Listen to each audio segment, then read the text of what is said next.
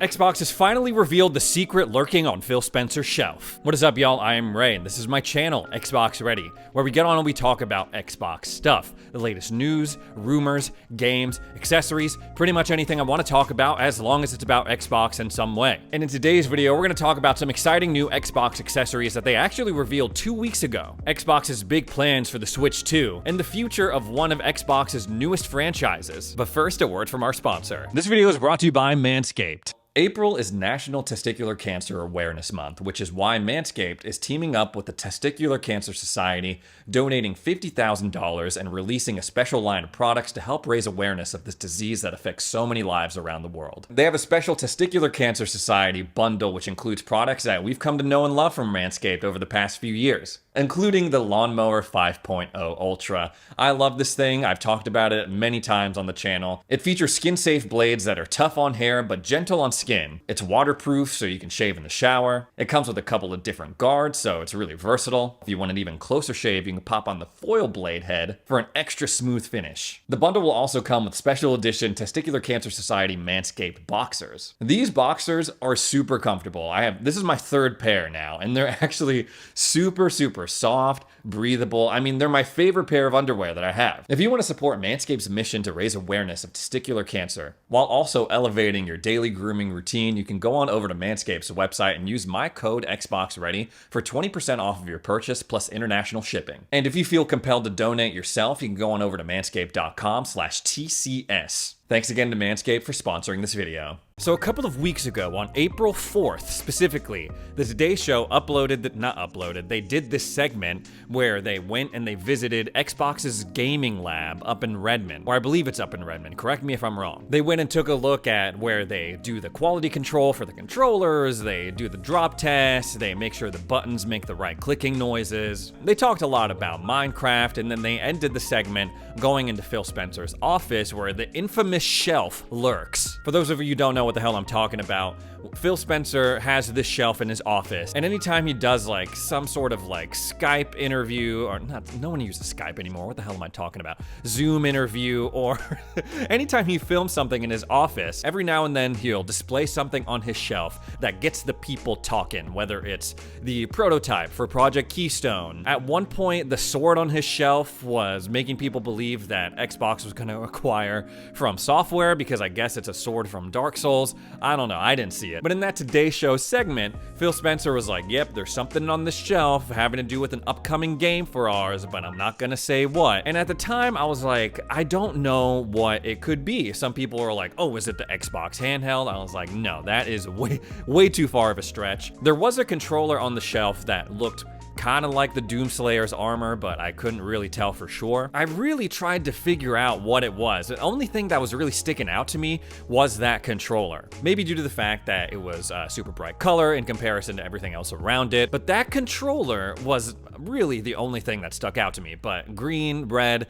that could be the color palette for a lot of different things. Well, it turns out that was the secret thing that Phil Spencer was alluding to, that controller. Because today, Xbox revealed that that controller is part of a limited edition collection that they're doing for Doom: The Dark Ages. They have a standard Xbox wireless controller, which is the one that we saw on the shelf. It looks sick. The base seems to be modeled off of the Doomslayer's armor, has like a splatter of what looks like demon blood over on the left side. The colors of the joysticks are asymmetrical. The right one's red, left one's gray. And instead of the Y, B, X, and A buttons, they've been replaced with runes that you would see in the game. I don't want any Doom experts coming at me in the comments. I don't know like the specific term for these runes. They're also releasing a special edition Elite Series 2 controller, which is cool, but I'm looking at it right now. This does not go nearly as hard as the standard wireless controller. It's cool, I guess. It's more like demonic in nature compared to the Doomslayer wireless controller option, and it retains all of those features that I've come to appreciate from my Elite Series 2, the core, like the rubberized grips and all that, but again, the design is just not as cool as that standard version, which is a shame because I think they did a really great job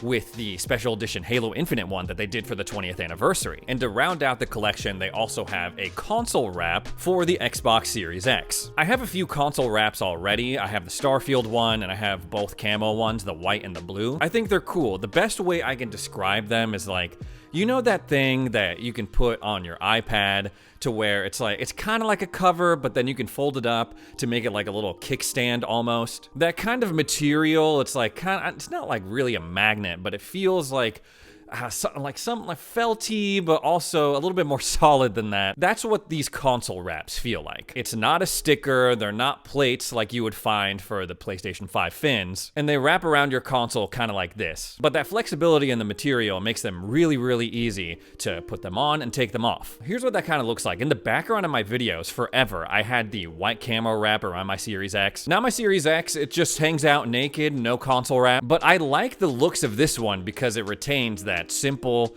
black, but adds a little bit of texture to it and also has that rune smack dab in the middle. This is really cool. I love when Xbox has special edition controllers and accessories for their first party games. I was a really big fan when they did it for Halo Infinite, like I was just talking about with the special edition Series X and the controller that they did for that. At the time, scalpers were just going crazy, so I was able to get my hands on one and unbox it for a video, but I didn't get to keep it. I had to give it back to my friend. Especially when it comes to consoles, I haven't done a special edition like that for one of their first party games, but that's in regards to Xbox Game Studios. For Bethesda, they always seem to have something cool when it comes to special accessories. I have the Fallout special edition controller that they did for the anniversary. This one, not as cool because, well, we all know how reception for this game was, but I do have a special edition Redfall controller modeled after Devinder, one of the characters in the game. They released a ton of cool stuff for Starfield, controller, the headset. My friends at Bethesda sent me this really cool box, an awesome jacket, a Stream Deck. They did the console wrap, of course, that I was just showing off. And obviously now they're rolling out all of these accessories for Doom: The Dark Ages. I don't know why they are so eager to do that for anything that Bethesda does and not so much for the original games that Xbox Game Studios work on. Like when Avowed came out, there was no special Avowed controller or console wrap. Not for South of Midnight either. Maybe we'll see some new stuff for Gears of War E-Day or Fable, those more established Xbox franchises. When they can, I think they should do it. It's a cool, like, I don't know, even if you don't end up using the controller, it's like, it's a little time capsule. When you look at that controller, you're transported back to the release of that game, where you were at in life. They're cool to put on display. Like, yeah, even though I didn't turn out to be the biggest Redfall fan, I still look at that controller, I'm like, that was pretty cool. Like, this controller is pretty cool. The question now, of course, with the direction Xbox is going in, is are we gonna start seeing other accessories modeled after iconic Xbox games? Stuff like Nintendo Switch Joy-Cons. Phil Spencer recently did an interview where he was like, yeah, Nintendo is a great partner and we want to support them as much as we can, which essentially means that we are definitely going to be seeing some sort, like, how else is Xbox going to support the Switch 2 or support Nintendo? By porting their games over to that console, which I guess is not entirely surprising. We know that a lot of people on Switch play Minecraft, which is a Microsoft-owned property. We also know back in 2022, they pinky promised that they were going to support Call of Duty on Nintendo consoles for the next 10 years. They signed a contract and everything, in blood. Okay, maybe not in blood. The point is that over the past 5 or so years, Xbox and Nintendo seem to have had a pretty decent relationship. And in this recent interview, he said that Nintendo consoles are a unique way for us to reach players who aren't PC players, who aren't players on Xbox. It lets us continue to grow our community of people that care about the franchises that we have, and that's really important for us to make sure that we continue to invest in our games. I'm a really big believer in what Nintendo means for the industry, and us continuing to support them and getting the support from them for our franchises, I think, is an important part of our future. This isn't the first time he said something like this. He has appeared on a couple of different podcasts and done a few different interviews saying pretty much the same thing, that Xbox is interested in working with Nintendo. We also know that Xbox isn't the only publisher interested in working with Nintendo to bring their games to the Switch 2. Numerous other third-party publishers who historically didn't bother bringing their games over to Nintendo hardware are doing so for the Switch 2. Elden Ring's gonna be on the Switch 2. Cyberpunk 2077, Borderlands 4. We don't know what games are going to be sent over to the Switch.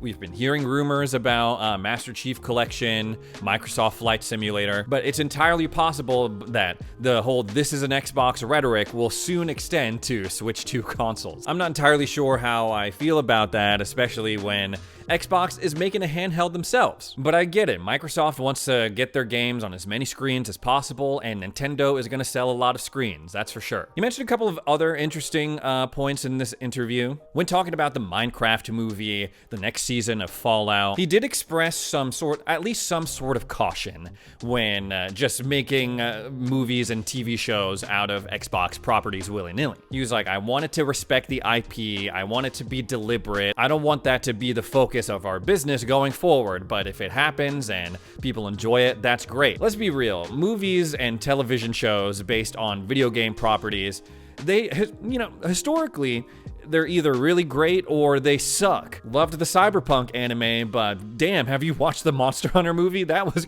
stupid. Same thing with the Assassin's Creed movie. You can go on and on and on naming bad adaptations of video games and film and television. But lately, they've been pretty good. I did enjoy the Minecraft movie. I didn't think it was like Citizen Kane or nothing, but I was entertained. I don't even really play Minecraft that way. That first season of Fallout, I enjoyed as well. I'm a big fan of the animated stuff on Netflix, like Castlevania, Cyberpunk I mentioned already. The Halo show, I was not a big fan of the Halo show. I think they could be cool, but I agree with Phil that they shouldn't be the focus. There is an opportunity that if the movie's approachable enough, if it's done well, it could inspire people to check out the games. That happened both times with my wife with Fallout and Minecraft. As soon as we got home from the Minecraft movie, she downloaded it on her Series S and started playing. But that's a really expensive way to acquire customers. I mean, what was the budget for a Minecraft movie? I'm sure there's a lot easier ways to attract new players and new customers. Phil was also asked about the future of Indiana Jones. And he didn't say much, but he was like, yeah, I definitely see a future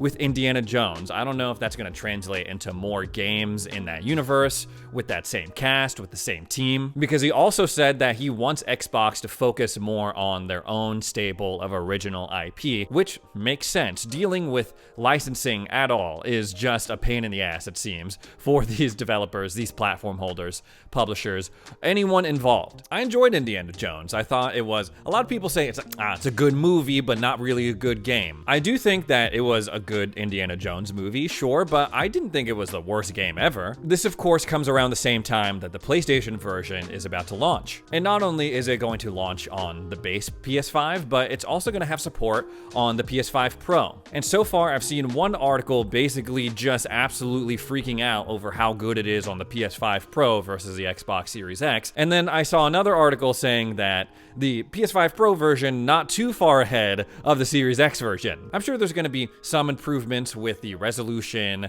the lighting, the textures, but the thing I always come back to is it worth that extra money, that extra couple of $100? That's for you to decide. For me, it's not. I'm perfectly happy with playing it on my Series X versus running out and buying a PS5 Pro just so I can get a slightly better experience. The one thing I am kind of jealous of are the DualSense features. I was reading in this article how, like, when you use the whip to climb something, you get that resistance in the trigger. That's pretty cool. The light on the controller will change based off if an enemy detects you or if you're eating food to heal yourself. That's pretty cool, especially for a game where one of the big goals is to immerse you, really make you feel like you're Indiana Jones on this adventure. I'm really hoping that we get to see some features like that as Xbox fans whenever we get this next-gen controller we've been hearing about, Sibyl, that's supposed to have haptics, supposed to have all of these really cool features. But while the DualSense stuff, sure, it's cool. If you've already played Indiana Jones, you loved it, or you played it, you hated it, the DualSense features that are being added for the PS5 version probably not gonna change your opinion in any major way. And for me, that's what it always comes down to. Whenever there's an Xbox game that makes the jump to PlayStation, there's always inevitably an article saying, oh,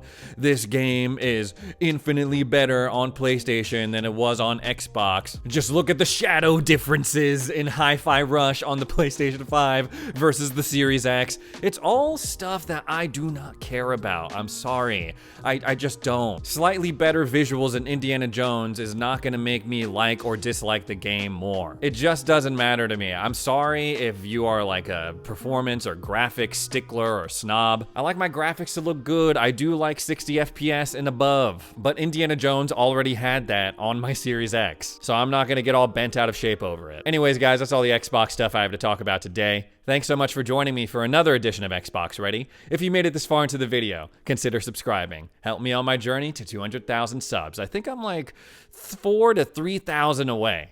Thanks again for watching, and we'll see you in the next video.